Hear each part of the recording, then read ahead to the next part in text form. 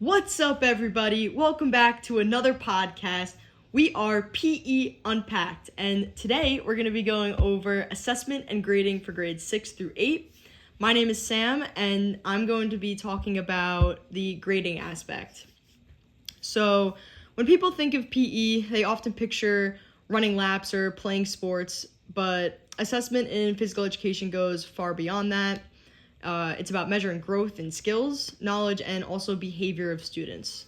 So assessment also helps teachers guide learning. It helps them provide feedback to students and ensures that everyone has opportunities to succeed regardless of their athletic ability. In PE, grading is based on the 3 domains. So this would be the psychomotor, the cognitive, and the affective domains. And together with these 3, they give a complete picture of essentially student development. So getting into the psychomotor domain, which focuses on physical performance and movement skills. So this is where students demonstrate what they can physically do, such as performing a soccer dribble, a volleyball serve, or even just showing proper form during a fitness routine. Teachers might use assessment tools such as skill rubrics or a performance checklist to assess technique, accuracy, improvement over time. As an example, a student's ability to consistently strike a ball using the correct form would be a part of this assessment. This domain aligns with SHAPE Standard 1, which quote-unquote develops a variety of motor skills and movement patterns. It also connects with New York State Standard 1, which emphasizes personal health and fitness, encouraging students to develop competence and confidence in physical movement. So getting into the second domain, which is the cognitive domain, this one focuses on overall knowledge and understanding of the students. This assesses what students know. It makes sure that students are understanding what they're learning. It makes sure that they're understanding the rules, strategies, and fitness concepts. It's about thinking critically about physical activity. Teachers might assess this through written reflections, short quizzes, exit tickets, or class discussions. So that would be asking them questions, making sure that they're understanding all the information that you're giving to them. As an example, students might explain how heart rate affects endurance, describe the benefits of stretching, or analyze teamwork strategies in a game setting. This domain overall, it aligns with the SHAPE Standard number 2, which applies knowledge related to movement and fitness concepts, which is also similar to the New York State Standard 2, which focuses on knowledge of movement and health-related concepts to enhance performance and lifelong activity. So by assessing the cognitive domain, teachers ensure students not only move, but they understand how and why movement matters. So that would be the cognitive domain. And now getting into the last domain, which is the affective domain. This focuses on attitude, behavior, and also social skills. This domain captures how students participate, how they cooperate, how respect for themselves and others, like how they show respect for themselves and others. Teachers might observe students' effort, sportsmanship, teamwork, and willingness to include others. As an example, students who support classmates, demonstrate self-control, and encourage peers is showing growth in this area. So this could be giving high fives, saying good job, things like that shows growth in this area. This domain, it connects to SHAPE Standards 3 and 4. Standard 3 of SHAPE would be the students develop social skills through movement, and Standard 4 would be students develop personal skills, identifies benefits of movement, and chooses to engage in physical activity. So these standards, they highlight how physical education supports both social, emotional learning, and lifelong engagement in physical activity. They also align with New York State Standard 3, which focuses on fostering resource management, respect, and responsible decision-making. So connecting PE assessment to the real world, in sports, careers, and everyday life, people are evaluated across multiple areas: their skills, their knowledge, and their attitude. So as an athlete, for example, they aren't judged only athletes aren't judged only for their performance. Coaches value players who understand the game, players who show discipline and work well with other teammates. Same goes for in jobs. Employers look for people who combine skill with problem solving and cooperation, and being able to work well with others. So that's exactly what comprehensive assessment in PE aims to capture. Developing students who are capable, knowledgeable, and positive contributors both in and out of physical activity would be the main goal. So to sum it up, assessment in physical education is about much more than just athletic ability. I know for me, throughout my school career, in middle school and high school, a lot of my grading and my grades overall were based on my preparation, so making sure I was wearing the right clothes and the right shoes, and my attendance and my participation. But PE assessment and grading goes way deeper than that. It measures growth in the 3 domains, like I said before in the beginning: the psychomotor, the cognitive, and the affective, which all 3 align directly with both the 2024 Shape America standards and the New York State PE standards as well. So by assessing across all 3 domains, teachers can help students develop physical competence, health knowledge, and personal responsibility, which is essential for a lifetime of physical activity and wellness for the students. So to lead into the next topic, I'm going to leave it off to Dan, who's going to then talk about types of assessment. So he's going to be talking about informal assessment to start off. Dan, I'll leave it off to you. Thanks for those great comments about grading and PE, Sam. Hi, everyone. My name is Mr. Cook, and in this portion of the podcast, I'll be focusing on the informal assessment that's done in physical education. So a common form of assessment that many physical education teachers use is informal assessment. And in physical education, informal assessment happens usually right in the moment. So as we're teaching, no clipboard or really any checklist is needed. It's usually when teachers are observing, asking quick questions like check for understanding, and giving students the immediate feedback after they complete a task or an activity. So it's very flexible, it's ongoing, and it kind of fits into the lesson and while the teacher is actually teaching. So instead of waiting until the end of class to evaluate performance, informal assessment usually means when a teacher is watching over how students are moving during an activity, how they're communicating with one another, teamwork, and applying skills, and then adjusting the instruction to make up for that kind of feedback, right? So if I'm watching a soccer drill and students are kicking it too hard, then I could just say, let's focus on using the inside of your foot for more control, or something to that degree. So it's kind of instant feedback that happens right away while we're teaching. And informal assessment can come in many different forms, right? It's sometimes it's like, scanning the class to see who's participating during class, or who might need some extra support depending on the activity, or maybe someone who's disengaged with the activity and we need to check out what's going on, right? So some examples of these questions that I would use are what did you notice about your balance on that throw, right? Or how can you adjust your stance to generate more power when you're kicking the soccer ball? Kind of these simple little questions that are informal, but definitely help with the lesson and students and giving them feedback. So these moments really encourage students to, think about the movement they're doing and developing self-awareness.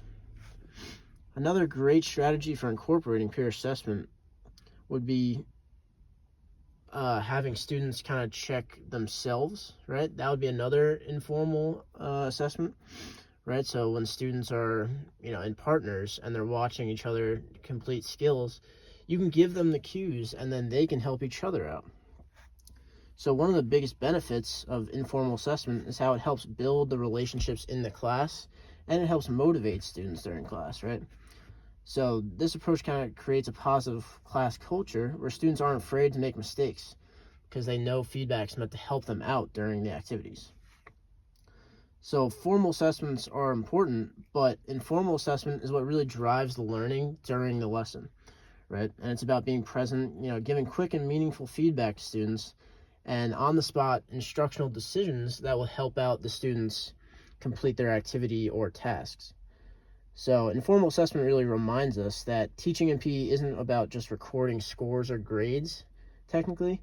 It's about observing the growth through activities and celebrating their efforts, right? And recognizing that they're participating, having fun, and developing that confidence and competence in the activities that will help them transition to later on and lifelong physical fitness. Right, so next we'll hear from Gianna, who will be focusing on formal assessment in physical education. Thank you.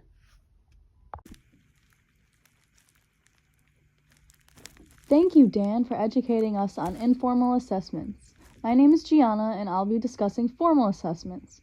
While both formal and informal assessments are important tools for teachers, they vary greatly in purpose, structure, and how they're used in the classroom, especially in physical education. Formal assessment in physical education is a structured and planned way to measure students' skills, knowledge, and participation.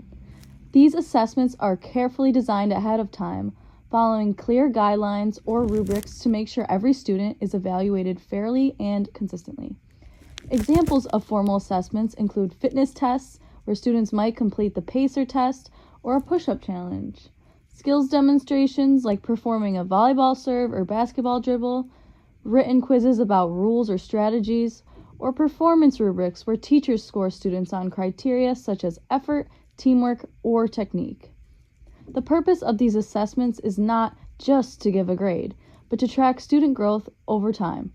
They help teachers see how many students are improving, identifying areas where they may need extra help, and ensure they're meeting specific learning standards related to physical fitness, teamwork, and motor skills.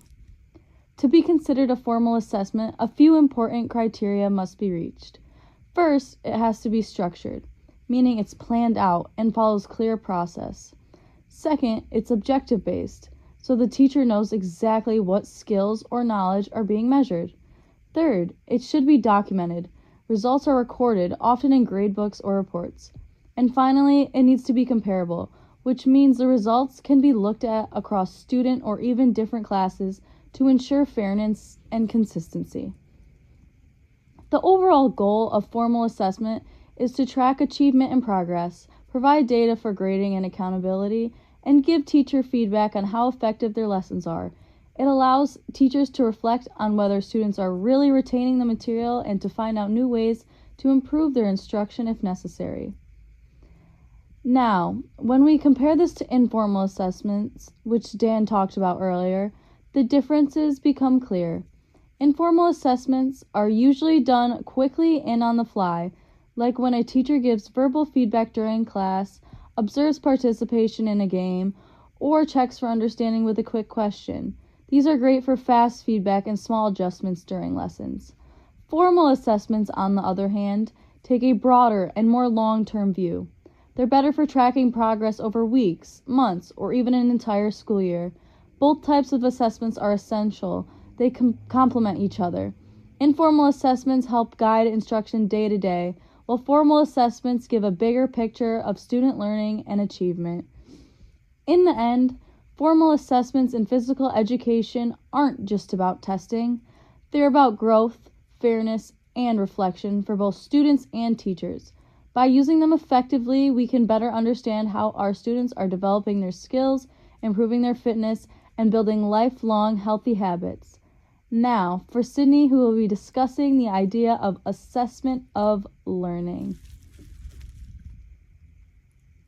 My name is Miss Reed, and today I'll be talking about the importance of assessment of learning in physical education. Assessment of learning refers to evaluating what students have learned after instruction. It's a way to measure achievement and see if learning goals have been met.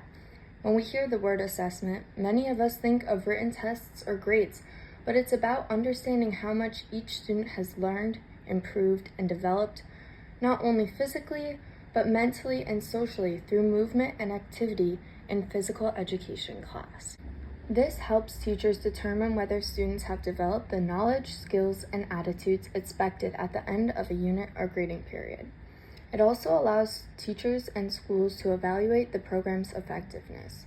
If the majority of students fail to meet the standards in areas like cardiovascular fitness or skill proficiency, teachers can then use that data to adjust lesson plans or improve instruction. It's not about judging students or their abilities. It's about improving the physical education program itself. It can also help communicate achievement to parents and stakeholders. It's through assessment reports or grade cards that parents can see their child's progress, whether they've improved in endurance, coordination, teamwork, or understanding of healthy lifestyles. This transparency strengthens the connection between home and school in promoting physical well-being and physical activity. The Children's Moving Textbook, A Reflective Approach to Teaching Physical Education, emphasizes the importance of assessment of grading and how much it can have an impact on the physical education program at your school. The textbook states that assessment of learning is used to confirm what students have learned by comparing achievement against a class, district, or nationwide benchmark or standard. It is summative, and at times this is referred to as assessment for accountability. An example of this assessment would be a final exam at the end of the unit to see how much students learn. Now you may be wondering, what is a summative assessment? A summative assessment is used to evaluate student learning at the conclusion of a specific instructional period, typically at the end of a unit, course, semester, or school year. It's important that within assessment that assessment and instruction are linked. Also, that assessment is learner-centered and assessment is an ongoing part of teaching, and it is not just the end or an afterthought. Now, we will hear from Craig about assessment for learning. Thank you, Gianna, for that breakdown on formal assessments. Super helpful stuff. We appreciate that. What's up, everyone? My name is Craig Ackerman, and in this section of the podcast, I'll be talking about the stuff that I think honestly holds PE together on like a day-to-day basis, and that's going to be assessment for learning. So with assessment for learning, it's basically the heartbeat of teaching is the way I see it. It's everything that we do in our lesson to kind of help students grow, fix mistakes, and understand what success like really looks like, in my opinion.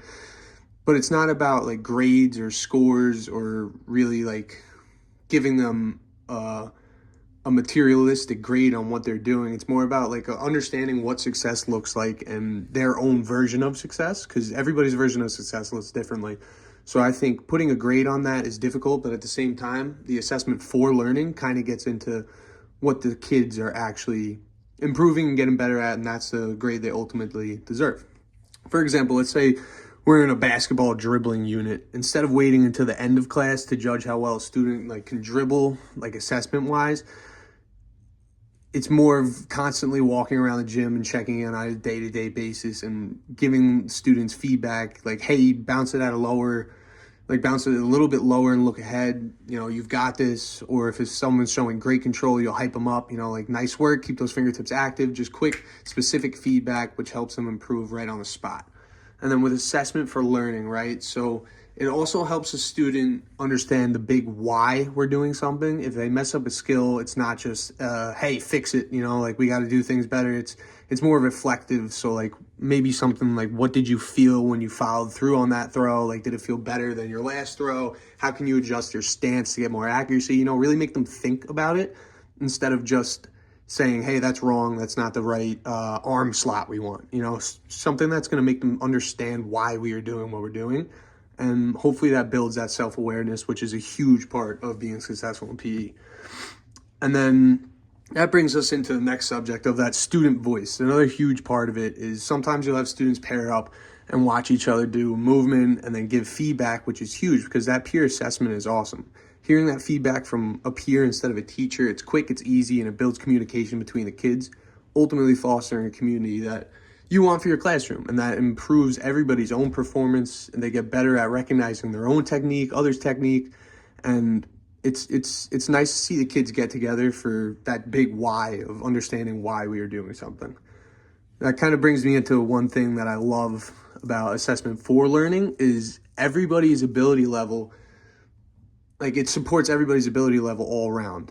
So if you see someone struggling, you can immediately modify the task for them and give them a lighter ball, or shorten the distance of something, or make the steps smaller, or make the court smaller, just something quick, and that student's gonna hopefully excel after that. And then you can work them up and challenge them something harder and bring them up to probably where the rest of the class will be. But what's good is assessment for learning targets that kid who's maybe not the most proficient and still is able to really improve and see where he's improving and understand why he's getting the assessment he is. And honestly, the biggest win is class culture. It really gets everybody involved, and it gets everybody getting that positive feedback, like great hustle, love that teamwork. Just small examples, but that really does go a long way. It makes students, feel seen, feel supported, builds that community again, and it just fosters a positive and successful PE environment. And that's really the ultimate goal as a PE teacher, is to get the students in a spot where they can improve and understand why they're improving, but also positively and healthy. There's many different ways that improving in a PE classroom looks, but with assessment for learning, it really kind of gives it that student-centered approach almost, where it's a class effort and every minute of class kind of becomes a chance to learn. And that's really going to wrap up the podcast. So thank you for listening, and we hope you enjoy.